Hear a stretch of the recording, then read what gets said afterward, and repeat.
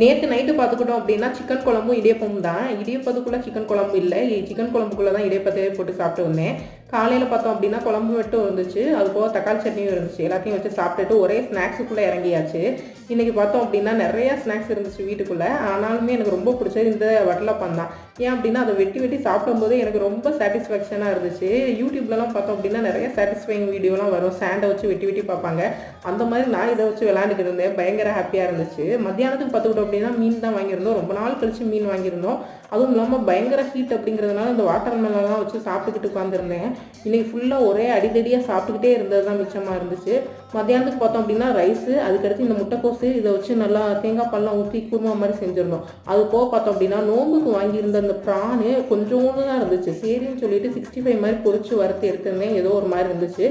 சரின்னு சொல்லிட்டு இந்த மீன் பார்க்கவே பெருசாக சூப்பராக இருந்துச்சு. பயங்கரமாக சாப்பிட்டு ரசிச்சிட்டேன்.